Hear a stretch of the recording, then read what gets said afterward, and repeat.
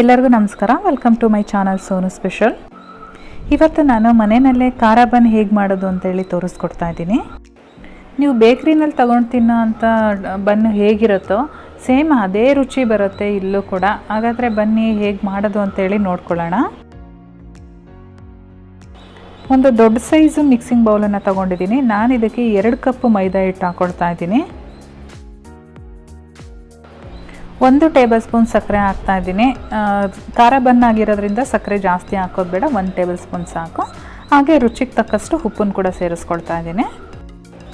2 cup ಮೈದಾ ಹಿಟ್ಟು ಹಾಕಿರೋದ್ರಿಂದ ನಾನಿಲ್ಲಿ 1.5 ಟೇಬಲ್ ಸ್ಪೂನಷ್ಟು ಇನ್ಸ್ಟೆಂಟ್ ಡ್ರೈ ಈಸ್ಟನ್ನು ಸೇರಿಸ್ಕೊಳ್ತಾ ಇದ್ದೀನಿ. ಇದು ಇನ್ಸ್ಟೆಂಟ್ ಆಗಿರೋದ್ರಿಂದ ನಾನು ಡೈರೆಕ್ಟಾಗಿ ಮೈದಾ ಹಿಟ್ಟಿಗೆ ಹಾಕ್ಕೊಂಡಿದ್ದೀನಿ. ಖಾರ ಬನ್ ಆಗಿರೋದ್ರಿಂದ ಮಸಾಲೆನ ತೊಗೊಂಡಿದ್ದೀನಿ. ನಾನಿಲ್ಲಿ 1 ಟೀ ಸ್ಪೂನ್ ಚಿಲ್ಲಿ ಫ್ಲೇಕ್ಸ್ ತೊಗೊಂಡಿದ್ದೀನಿ. ಸ್ವಲ್ಪ ಕೊತ್ತಂಬರಿ ಸೊಪ್ಪು ಹಾಗೆ ಸ್ವಲ್ಪ ಕರಿಬೇವಿನ ಸೊಪ್ಪನ್ನ ಸಣ್ಣಗೆ ಕಟ್ ಮಾಡಿ ಇಟ್ಕೊಂಡಿದ್ದೀನಿ. ಒಂದು ಅರ್ಧ ಟೀ ಸ್ಪೂನಷ್ಟು ಅರಿಶಿನ ಪುಡಿ ಹಾಗೆ 1 ಟೇಬಲ್ ಸ್ಪೂನು ಜೀರಿಗೆ ತೊಗೊಂಡಿದ್ದೀನಿ. ಈ ಮಸಾಲ ಎಲ್ಲನೂ ನಾವು ತೊಗೊಂಡಿರ್ತಕ್ಕಂಥ ಮೈದಾ ಹಿಟ್ಟೊಳಗಡೆ ಸೇರಿಸ್ಕೊಳ್ಬೇಕು. ನೀವು ಬೇಕಿದ್ರೆ ಇದಕ್ಕೆ ಹಸಿಮೆಣಸಿನ್ಕಾಯಿ ಹಾಗೆ ಸಣ್ಣಗೆ ಹೆಚ್ಚಿರ್ತಕ್ಕಂಥ ಈರುಳ್ಳಿನೂ ಕೂಡ ಸೇರಿಸ್ಕೊಳ್ಬೋದು. ನಾನು ಇಲ್ಲಿ ಪಾಪು ತಿಂತಾನೆ ಅಂತ ಹೇಳ್ಬಿಟ್ಟು ಮೆಣಸಿನ್ಕಾಯಿ ಎಲ್ಲ ಸ್ಕಿಪ್ ಮಾಡ್ಕೊಂಡಿದ್ದೀನಿ. ಇವಾಗ ಇದನ್ನೆಲ್ಲ ಒಂದ್ಸಲ ಡ್ರೈ ಮಿಕ್ಸ್ ಮಾಡ್ಕೊಳ್ಳೋಣ. ಚೆನ್ನಾಗೆಲ್ಲ ಮಿಕ್ಸ್ ಆದಮೇಲೆ ಸ್ವಲ್ಪನೇ ನೀರು ಹಾಕ್ಕೊಂಡು ಕಲಿಸ್ಕೊಳ್ಬೇಕು. ಇದನ್ನು ನಾನಿಲ್ಲಿ ಯಾವ ಕಪ್ಪಲ್ಲಿ ಮೈದಾ ಹಿಟ್ಟನ್ನು ತೊಗೊಂಡಿದ್ನೋ ಅದೇ ಕಪ್ಪಲ್ಲಿ 1 ಕಪ್ ನೀರನ್ನು ತೊಗೊಂಡಿಟ್ಕೊಂಡಿದ್ದೀನಿ. ಇದನ್ನು ಚಪಾತಿ ಹಿಟ್ಟೆಲ್ಲ ಕಲಿಸ್ತೀವಲ್ಲ ಆ ರೀತಿ ಗಟ್ಟಿಯಾಗಿ ಕಲಿಸ್ಬಾರ್ದು, ಆದಷ್ಟು ಸ್ವಲ್ಪ ತೆಳುವಾಗೇ ಇರಬೇಕು. ನಾನು ತೋರಿಸ್ತೀನಿ ನೋಡಿ ಕನ್ಸಿಸ್ಟೆನ್ಸಿ ಹೇಗಿರಬೇಕು ಅಂತ ಹೇಳಿ. ಇದೇ ರೀತಿ ನಮಗೆ ಕೈಗೆ ಅಂಟೋ ರೀತಿಯೇ ಇರಬೇಕು. ಇಷ್ಟು ತೆಳುವಾಗಿ ನಾವು ಕನ್ಸಿಸ್ಟೆನ್ಸಿ ಮಾಡ್ಕೊಳ್ಬೇಕಾಗುತ್ತೆ. ನಾನಿಲ್ಲಿ ಸುಮಾರಾಗಿ ಆ ಕಪ್ಪಲ್ಲಿ 1.5 ಕಪ್ ನೀರನ್ನು ತೊಗೊಂಡಿದ್ದೀನಿ. ಕೈಗೆ ಅಂಟ್ತಾ ಇದೆ, ತುಂಬ ತೆಳುವಾಗಿದೆ ಅಂತೇಳಿ ಮತ್ತೆ ಎಕ್ಸ್ಟ್ರಾ ಹಿಟ್ಟನ್ನು ಸೇರಿಸ್ಕೊಳ್ಳೋಕೆ ಹೋಗ್ಬಿಡಿ. ಇವಾಗ ಇದಕ್ಕೆ 1 ಟೇಬಲ್ ಸ್ಪೂನಷ್ಟು ಎಣ್ಣೆ ಹಾಕ್ತಾ ಇದ್ದೀನಿ. ಎಣ್ಣೆ ಹಾಕಿ ಮತ್ತೆ ಚೆನ್ನಾಗಿ ನಾದ್ಕೊಳ್ಬೇಕು. ಏನಿಲ್ಲ ಅಂದರೂ ನಾವು ಒಂದು 5 ರಿಂದ 8 ನಿಮಿಷದವರೆಗೂ ಈ ರೀತಿಯಾಗಿ ನಾವು ಚೆನ್ನಾಗಿ ನಾದಬೇಕಾಗುತ್ತೆ. ನಾವು ಎಷ್ಟು ಚೆನ್ನಾಗಿ ನಾದ್ಕೊಳ್ತೀವೋ ಅಷ್ಟು ಸಾಫ್ಟಾಗಿ ಮೃದುವಾಗಿ ಸ್ಪಾಂಜಿಯಾಗಿ ಬನ್ನು ನಮಗೆ ಬರುತ್ತೆ. ಇಲ್ಲ ಅಂತ ಅಂದರೆ ಸ್ವಲ್ಪ ಹಾರ್ಡ್ ಆಗುತ್ತೆ, ಒರಟಾಗುತ್ತೆ ಅಂತ ಹೇಳ್ತೀವಲ್ಲ ಆ ರೀತಿ ಆಗಿಬಿಡುತ್ತೆ. ಹಾಗಾಗಿ ಮೈದಾ ಹಿಟ್ಟನ್ನು ಚೆನ್ನಾಗಿ ನಾದ್ಕೊಳ್ಬೇಕು. ನಾನಿಲ್ಲಿ ಸುಮಾರಾಗಿ ಒಂದು 2 ಟೇಬಲ್ ಸ್ಪೂನ್ ಎಣ್ಣೆ ಹಾಕ್ಕೊಂಡು ಸುಮಾರು ಒಂದು 8 ನಿಮಿಷಗಳ ಕಾಲ ನಾದ್ಕೊಂಡಿದ್ದೀನಿ. ಎಲ್ಲ ನಾದ್ಕೊಂಡು ಆದಮೇಲೆ ಅದನ್ನು ಆ್ಯಕ್ಟಿವೇಟ್ ಆಗಲಿಕ್ಕೆ ಇಡಬೇಕು. ಹಾಗಾಗಿ ನಾನಿಲ್ಲೊಂದು ಬೌಲಿಗೆ ಈ ರೀತಿ ಎಣ್ಣೆನ ಅಪ್ಲೈ ಮಾಡಿಕೊಂಡು ಇಟ್ಕೊಳ್ತಾ ಇದ್ದೀನಿ. ಮೈದಾ ಹಿಟ್ಟು ಉಬ್ಬೋದ್ರಿಂದ ನಾವು ಕಂಪ್ಲೀಟ್ ಎಣ್ಣೆನ ಅಪ್ಲೈ ಮಾಡಬೇಕು. ಇದಕ್ಕೆ ತಳಭಾಗದಲ್ಲಿ ಮಾತ್ರ ಮಾಡೋ ಅಂಥದ್ದು ಬೇಡ. ಈ ರೀತಿ ಎಣ್ಣೆ ಅಪ್ಲೈ ಮಾಡಿ ಆದಮೇಲೆ ನೋಡಿ ಇಷ್ಟು ತೆಳುವಾಗಿ ನಮಗೆ ಹಿಟ್ಟಿರಬೇಕು. ಇದನ್ನು ಈ ರೀತಿ ರೌಂಡ್ ಶೇಪಲ್ಲಿ ಮಾಡಿಕೊಂಡು ಹಿಂದ್ಗಡೆಗೆ ಟಕ್ ಮಾಡ್ಕೊಳ್ಬೇಕು ಹಿಟ್ಟನ್ನು. ನಮಗೆ ಹಿಂಗೆ ಮುಟ್ತಾ ಇದ್ದರೆ ಬೆಣ್ಣೆ ಥರ ಅನಿಸುತ್ತೆ, ಬೆಣ್ಣೆ ಮುಟ್ತಾ ಇದ್ದೀವಿ ಅನ್ನಂಗೆ ಫೀಲ್ ಆಗುತ್ತೆ. ಅಷ್ಟು ಸಾಫ್ಟಾಗಿರುತ್ತೆ ಹಿಟ್ಟು. ಈ ರೀತಿ ಹಿಂದ್ಗಡೆಗೆಲ್ಲ ಟಕ್ ಮಾಡಿ ಇಟ್ಟು ಆದಮೇಲೆ ಮೇಲ್ಗಡೆಗೆ ಸ್ವಲ್ಪ ಎಣ್ಣೆನ ಅಪ್ಲೈ ಮಾಡಿ ನಾವು 1.5 ರಿಂದ 2 ಗಂಟೆವರೆಗೂ ನೆನೆಯೋಕೆ ಇಡಬೇಕಾಗುತ್ತೆ. ಇವಾಗ ಒಂದು ಲಿಡ್ ಕ್ಲೋಸ್ ಮಾಡಿ ನಾನು ಒಂದು 2 ಗಂಟೆಗಳ ಕಾಲ ನೆನೆಯೋದಕ್ಕೆ ಬಿಡ್ತೀನಿ. 2 ಗಂಟೆ ಆದಮೇಲೆ ನೋಡಿ ಓಪನ್ ಮಾಡ್ತಾ ಇದ್ದೀನಿ. ಯಾವ ರೀತಿ ಉಬ್ಬಿ ಬಂದಿದೆ. ನಾನು ಹಿಟ್ಟು ಇಡಬೇಕಾದ್ರೆ ಎಷ್ಟಿತ್ತು, ಇವಾಗ ಎಷ್ಟಿದೆ ಅಂತ ನೀವೇ ನೋಡ್ತಾ ಇದ್ದೀರಾ. ಈ ರೀತಿ ನಿಮಗೆ ಹಿಟ್ಟು ಉಬ್ಬಿ ಬಂದಿದ್ರೆ ಯಾವುದೇ ಕಾರಣಕ್ಕೂ ನಿಮಗೆ ಬನ್ನು ಫೇಲ್ಯೂರ್ ಆಗೋ ಚಾನ್ಸೇ ಇಲ್ಲ. ಅಷ್ಟು ನೀಟಾಗಿ ಬರುತ್ತೆ ನಿಮಗೆ. ಇವಾಗ ಈ ಲಿಡ್ಡಲ್ಲಿ ಇರ್ತಕ್ಕಂಥ ಹಿಟ್ಟನ್ನೆಲ್ಲ ತೆಗೆದು ನಾನು ಬೌಲ್ ಒಳಗಡೆ ಹಾಕ್ಕೊಂಡು ಇದನ್ನು ಒಂದು 2 ಸಲ ಮೇಲಿಂದ ಟ್ಯಾಪ್ ಮಾಡಿದ್ರೆ ಆ ಒಳಗಡೆ ತುಂಬಿಕೊಂಡಿರ್ತಕ್ಕಂಥ ಗಾಳಿ ಎಲ್ಲ ಹೋಗುತ್ತೆ. ಆವಾಗ ನಮಗೆ ಮತ್ತೆ ಇನ್ನೊಂದು 5 ನಿಮಿಷಗಳ ಕಾಲ ನಾವು ಹಿಟ್ಟನ್ನು ನಾದ್ಕೊಳ್ಬೇಕಾಗತ್ತೆ. ಇವಾಗ ನಾನಿಲ್ಲಿ ಫ್ಲೋರ್ ಮೇಲೆ ಸ್ವಲ್ಪ ಮೈದಾ ಹಿಟ್ಟನ್ನು ಈ ರೀತಿ ಹಾಕ್ಕೊಂಡು ಅದ್ರ ಮೇಲೆ ಮತ್ತೆ 5 ನಿಮಿಷಗಳ ಕಾಲ ಚೆನ್ನಾಗಿ ನಾದ್ಕೊಳ್ತೀನಿ. ಈ ರೀತಿ ಮಾಡೋದ್ರಿಂದ ನಮಗೆ ಕೈಗೆ ಅಂಟೋದಿಲ್ಲ. ಚೆನ್ನಾಗಿ ನಾದ್ಕೊಂಡು ಈ ರೀತಿ ಓವಲ್ ಶೇಪಲ್ಲಿ ಮಾಡಿಟ್ಕೊಂಡು ನಮಗೆ ಯಾವ ಸೈಜಲ್ಲಿ ಬನ್ಗಳು ಬೇಕೋ ಆ ಸೈಜಲ್ಲಿ ನಾವು ಈ ರೀತಿ ಕಟ್ ಮಾಡ್ಕೊಳ್ಬೇಕು. ನಿಮ್ಗೇನಾದರೂ ಚಾಕಿಗೆ ಅಂಟ್ತಾ ಇದೆ ಅಂತ ಅನಿಸಿದ್ರೆ ಚಾಕಿಗೆ ಸ್ವಲ್ಪ ಆಯಿಲ್ ಅಪ್ಲೈ ಮಾಡ್ಕೊಳ್ಳಿ. ಲಾಸ್ಟ್ ಟೈಮು ಸ್ವೀಟ್ ಬನ್ ಮಾಡಿದ್ದೆ, ಓವನಲ್ಲಿ ಮಾಡಿದ್ದೆ. ತುಂಬ ಜನ ನನಗೆ ಕಮೆಂಟ್ ಮಾಡಿ ಕೇಳಿದರು ಸ್ಟವ್ ಮೇಲೆ ಮಾಡೋದು ಹೇಗೆ ಅಂತ ಹೇಳಿ ತೋರಿಸಿ ಅಂತೇಳಿ. ಹಾಗಾಗಿ ನಾನು ಇವತ್ತು ಸ್ವಲ್ಪ ಹಿಟ್ಟನ್ನು ಜಾಸ್ತಿನೇ ತೊಗೊಂಡಿದ್ದೀನಿ. ಸ್ಟವ್ ಮೇಲೆ ಮತ್ತು ಓವನ್ನಲ್ಲಿ ಎರಡೂ ಥರನೂ ಯಾವ ರೀತಿ ಮಾಡೋದು ಅಂತೇಳಿ ನಾನು ಇವತ್ತು ನಿಮಗೆ ತೋರಿಸ್ಕೊಡ್ತಾ ಇದ್ದೀನಿ. ಇವಾಗ ನಾವು ಕಟ್ ಮಾಡಿರ್ತಕ್ಕಂಥ ಉಂಡೆನ ತೊಗೊಂಡು ನೋಡಿ ನಾನು ತೋರಿಸ್ತಾ ಇದ್ದೀನಲ್ಲ ಇದೇ ರೀತಿ ನೀವು ಉಂಡೆನ ಮಾಡಬೇಕಾಗತ್ತೆ. ಇನ್ನೊಂದು ತೋರಿಸ್ತೀನಿ ನೋಡಿ ಯಾವ ರೀತಿ ಮಾಡೋದು ಅಂತ ಹೇಳಿ.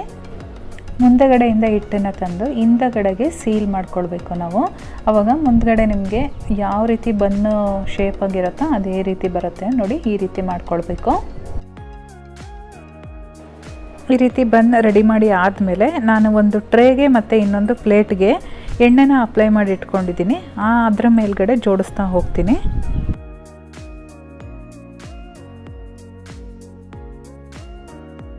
ಇವಾಗ ನೀವು ಇಲ್ಲಿ ನೋಡ್ಬೋದು ನಾನೊಂದು ಟ್ರೇ ಇಟ್ಕೊಂಡಿದ್ದೀನಿ, ಹಾಗೆ ಜೊತೆಗೆ ಸ್ಟವ್ ಮೇಲೆ ಮಾಡಲಿಕ್ಕೆ ಒಂದು ಪ್ಲೇಟ್ ಕೂಡ ಇಟ್ಕೊಂಡಿದ್ದೀನಿ. ಇವಾಗ ರೆಡಿಯಾಗಿರ್ತಕ್ಕಂಥ ಬನ್ ಮೇಲೆ ನಾವು ಈ ರೀತಿ ಮಿಲ್ಕ್ ಬ್ರಷ್ ಮಾಡೋಣ. ಮೇಲ್ಗಡೆ ಈ ರೀತಿ ಹಾಲನ್ನು ಸವರೋದ್ರಿಂದ ನಮಗೆ ಒಳ್ಳೆ ಕಲರ್ ಬರುತ್ತೆ, ಹಾಗೆ ಡ್ರೈ ಆಗೋದಿಲ್ಲ ಹಿಟ್ಟು. ಈ ರೀತಿ ಎಲ್ಲ ಆಯಿಲ್ ಅಪ್ಲೈ ಮಾಡಿ ಆದಮೇಲೆ ನಾನೊಂದು ಬಟ್ಟೆನ ಕವರ್ ಮಾಡಿ ಒಂದು 10 ನಿಮಿಷಗಳ ಕಾಲ ಮತ್ತೆ ಇಟ್ಟಿದ್ದೆ. ಇವಾಗ ನೀವು ನೋಡ್ಬೋದು ಎಷ್ಟು ಸೈಜು ಮತ್ತೆ ಡಬಲ್ ಆಗಿದೆ ಅದು ಅಂತ ಹೇಳಿ. ಈ ಟ್ರೇ ಮೇಲೆ ನಾನು ಬಟ್ಟೆನ ಕ್ಲೋಸ್ ಮಾಡಿದ್ದೆ, ಹಾಗೆ ಈ ತಟ್ಟೆ ಮೇಲೆ ನಾನು ಅದೇ ಬೌಲನ್ನು ಕ್ಲೋಸ್ ಮಾಡಿ ಇಟ್ಟಿದ್ದೆ. ಎರಡೂ ಕೂಡ ಚೆನ್ನಾಗಿ ಆ್ಯಕ್ಟಿವೇಟ್ ಆಗಿದೆ. ಇವಾಗ ಬನ್ನಿ ಹೇಗೆ ಇದನ್ನು ಬೇಯಿಸೋದು ಅಂತೇಳಿ ನೋಡ್ಕೊಳ್ಳೋಣ. ನಾನಿಲ್ಲಿ ಒಂದು ಫ್ರೈಯಿಂಗ್ ಪ್ಯಾನ್ಗೆ ಒಳಗಡೆ ಸ್ಟ್ಯಾಂಡ್ ಇಟ್ಬಿಟ್ಟು ಒಂದು 5 ನಿಮಿಷಗಳ ಕಾಲ ಐ ಫ್ಲೇಮಲ್ಲಿ ಇಟ್ಕೊಂಡು ಹೀಟ್ ಮಾಡ್ಕೊಂಡಿದ್ದೀನಿ. ಇವಾಗ ಹೀಟ್ ಆಗಿರ್ತಕ್ಕಂಥ ಪ್ಯಾನ್ ಒಳಗಡೆ ನಾವು ರೆಡಿ ಮಾಡಿ ಇಟ್ಕೊಂಡಿದ್ವಲ್ಲ ಪ್ಲೇಟಲ್ಲಿ, ಆ ಪ್ಲೇಟನ್ನು ಒಳಗಡೆ ಇಡ್ತಾ ಇದ್ದೀನಿ. ಇದನ್ನು ಇವಾಗ ನಾವು ಮೀಡಿಯಮ್ ಫ್ಲೇಮಲ್ಲಿ ಇಟ್ಕೊಂಡು 25 ನಿಮಿಷಗಳ ಕಾಲ ಬೇಯಿಸ್ಕೊಳ್ಬೇಕು. ಇವಾಗ ಇದನ್ನು ಲಿಡ್ ಕ್ಲೋಸ್ ಮಾಡಿ ನಾನು 25 ನಿಮಿಷಗಳ ಕಾಲ ಬೇಯಿಸ್ಕೊಳ್ತೀನಿ.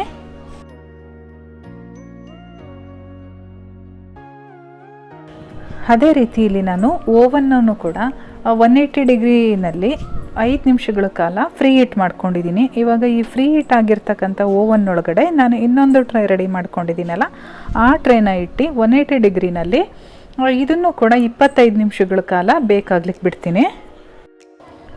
ಯಾವುದೇ ರೀತಿ ಟೈಮ್ ವ್ಯತ್ಯಾಸ ಆಗೋದಿಲ್ಲ ಇಲ್ಲಿ ನಮಗೆ. ಲಾಸ್ಟ್ ಟೈಮ್ ಸ್ವೀಟ್ ಬನ್ ಮಾಡಿದ್ದು ಯಾರಾದರೂ ನೋಡಿಲ್ಲ ಅಂತ ಅಂದರೆ ನಾನು ಡಿಸ್ಕ್ರಿಪ್ಷನ್ ಬಾಕ್ಸಲ್ಲಿ ಲಿಂಕನ್ನು ಹಾಕಿರ್ತೀನಿ, ಒಂದ್ಸಲ ಚೆಕ್ ಮಾಡಿ. ಇವಾಗ 25 ನಿಮಿಷ ಆದಮೇಲೆ ನಾನಿಲ್ಲಿ ಓಪನ್ ಮಾಡ್ತಾ ಇದ್ದೀನಿ. ಬನ್ನಿ ಹೇಗಾಗಿದೆ. ಒಲೆ ಮೇಲೆ ಮತ್ತು ಓವನ್ ಮೇಲೆ ಎರಡು ಸೈಡು ನೋಡ್ಕೊಳ್ಳೋಣ.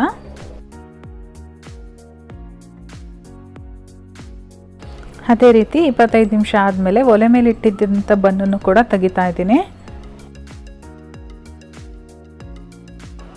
ನಾವು ಹೊರಗಡೆ ತೆಗೆದಾಗ ಸ್ವಲ್ಪ ಹಾರ್ಡ್ ಆಗಿರುತ್ತೆ, ಹಾಗಾಗಿ ನಾವು ಈ ರೀತಿ ಮೇಲ್ಗಡೆ ಎಣ್ಣೆ ಅಥವಾ ಬೆಣ್ಣೆ ಏನಾದರೂ ಅಪ್ಲೈ ಮಾಡಿ ಒಂದು ಬಟ್ಟೆನ ಕ್ಲೋಸ್ ಮಾಡಿಬಿಟ್ಟು ಅದು ಸ್ವಲ್ಪ ತಣ್ಣಗಾಗೋವರೆಗೂ ಬಿಡಬೇಕು. ಒಂದು 10ರಿಂದ 15 ನಿಮಿಷ ಬಿಟ್ಟರೆ ಸಾಕಾಗುತ್ತೆ. ಸ್ವಲ್ಪ ತಣ್ಣಗಾದ್ಮೇಲೆ ತೆಗೆದು ನೋಡಿದ್ರೆ ನಮಗೆ ತುಂಬಾ ಸಾಫ್ಟಾಗಿ ಮೃದುವಾಗಿ ಬಂದಿರುತ್ತೆ. ನಮಗೆ ಬೇಕ್ರಿನಲ್ಲಿ ಹೇಗೆ ಸಿಗುತ್ತೋ ಅದೇ ರೀತಿಯಾಗಿರುತ್ತೆ. ಇವಾಗ ನಾನು ಅದೇ ರೀತಿ ಎಣ್ಣೆನ ಅಪ್ಲೈ ಮಾಡ್ತಾ ಇದ್ದೀನಿ. ಇವಾಗ ಇದು ಒಂದು 10 ನಿಮಿಷ ಬಿಟ್ಬಿಟ್ಟು ಆಮೇಲೆ ನಾನು ನಿಮಗೆ ತೋರಿಸ್ತೀನಿ ಹೇಗಾಗಿರುತ್ತೆ ಅಂತೇಳಿ.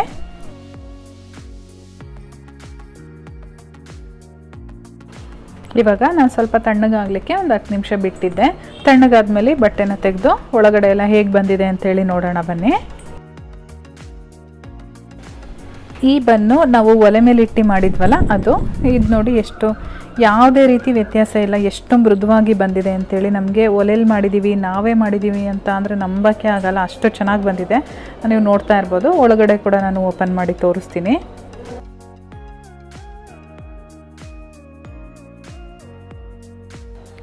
ನೋಡ್ತಾ ಇರ್ಬೋದು ಒಳಗಡೆ ಎಲ್ಲ ಹೇಗೆ ಬಂದಿದೆ ಅಂತ ಹೇಳಿ. ತುಂಬಾ ಚೆನ್ನಾಗಿತ್ತು ಫ್ರೆಂಡ್ಸ್, ತುಂಬಾ ಚೆನ್ನಾಗಿ ಬಂದಿತ್ತು. ಒಂದ್ಸಲ ಟ್ರೈ ಮಾಡಿ, ಖಂಡಿತವಾಗ್ಲೂ ಎಲ್ಲರೂ ಇಷ್ಟಪಡ್ತಾರೆ. ನೀವೇ ಮಾಡಿದ್ದೀನಿ ಅಂತ ಅಂದರೆ ಯಾರೂ ಕೂಡ ನಂಬೋದಿಲ್ಲ, ಅಷ್ಟು ಚೆನ್ನಾಗಿ ಬರುತ್ತೆ ಇದು.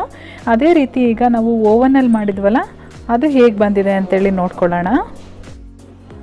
ಇದು ಕೂಡ ಅಷ್ಟೇ ತುಂಬಾ ಮೃದುವಾಗಿ ಬಂದಿದೆ. ನಾನು ತೋರಿಸ್ತಾ ಇದ್ದೀನಿ ಹೇಗೆ ಬಂದಿದೆ ಅಂತೇಳಿ, ನೀವು ನೋಡ್ಬೋದು ಇಲ್ಲಿ.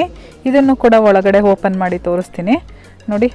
ನಾವು ಒಲೆ ಮೇಲೆ ಮಾಡಿರೋದಕ್ಕೂ ಓವನಲ್ಲಿ ಮಾಡಿರೋದಕ್ಕೂ ಯಾವುದೇ ರೀತಿ ವ್ಯತ್ಯಾಸ ಇಲ್ಲ, ಸೇಮ್ ಒಂದೇ ಥರ ಬಂದಿದೆ. ನೋಡಿದ್ರಲ್ಲ ಫ್ರೆಂಡ್ಸ್, ಇವತ್ತಿನ ವಿಡಿಯೋ ನಿಮಗೆಲ್ಲ ಇಷ್ಟ ಆಗಿದೆ ಅಂತ ತಿಳ್ಕೊತೀನಿ. ಇಷ್ಟ ಆಗಿದ್ರೆ ಒಂದು ಲೈಕ್ ಮಾಡಿ, ಹಾಗೆ ಚಾನಲ್ಗೆ ಹೊಸಬ್ರಾಗಿದ್ದರೆ ಸಬ್ಸ್ಕ್ರೈಬ್ ಮಾಡ್ಕೊಳ್ಳಿ. ನಾನು ಮತ್ತೆ ಸಿಗ್ತೀನಿ ಮುಂದಿನ ವಿಡಿಯೋದಲ್ಲಿ. Thank you.